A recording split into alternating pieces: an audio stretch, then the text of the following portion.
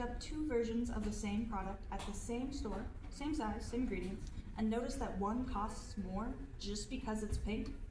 I have, and once you see it, you can't unsee it. Today, I want to talk about something called the aesthetic tax, sometimes known as the pink tax. It's a higher price placed on products marketed to women, not because they're better, but because they're branded differently. Now, this isn't a speech telling anyone what you should buy or saying companies are evil. Instead, let's see why this happens, who it affects, and why people are starting to push back. What is the aesthetic tax? Well, it shows up in everyday products. If you look at razors, deodorants, shampoo, or even children's toys, you'll often see two versions. One marketed to men in darker or neutral packaging, and one marketed to women in softer colors, curved designs, or floral imagery. And consistently, the women's version costs more.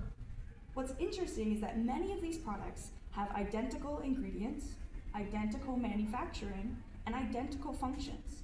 The difference is packaging, branding, and marketing. Companies know that women are often socialized to value appearances, self-care, and hygiene at higher levels, especially in professional and social settings. Because of that, products marketed for women are framed as more elegant, more luxurious, or more specialized, even when they aren't. That framing carries a higher price. On my poster, I have three pictures. One has big 3-pack disposable razors. The men's product is $1 more expensive than the women's, despite them being the exact same. There's also deodorant by the same company, where the men's is a bigger bottle, the same deodorant, also at the same price as the smaller women's bottle. The bigger razors at the bottom have a $5 price difference, despite being from the same company and the same razor doing the same damn thing.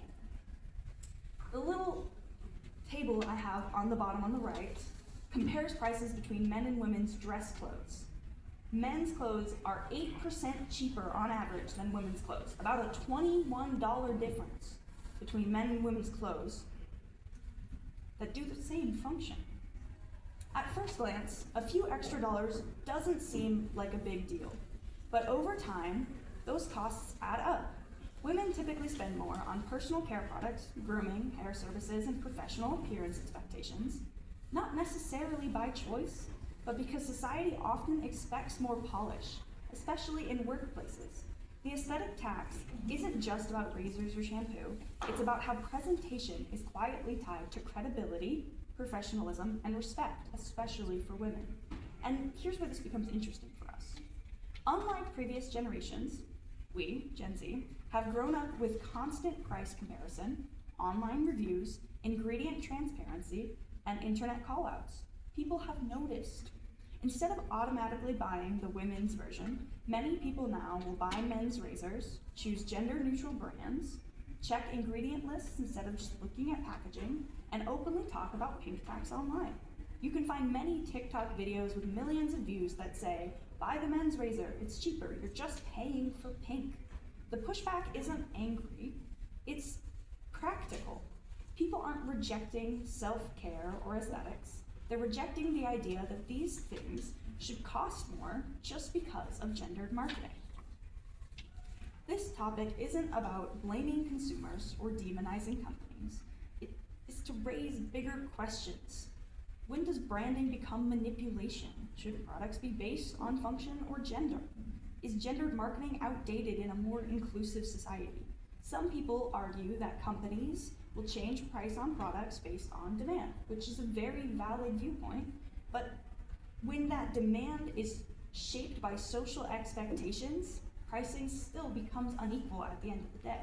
Both perspectives deserve space, which is why this topic works as a conversation instead of a debate. The aesthetic tax isn't about telling people what to buy, it's about awareness. Once you recognize it, you get to decide what's worth paying extra for and what isn't. And when does branding start influencing choices more than the need? People aren't against aesthetics, we just don't believe pink really costs that much more to produce.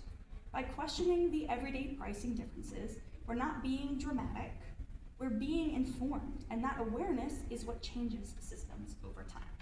Thank you.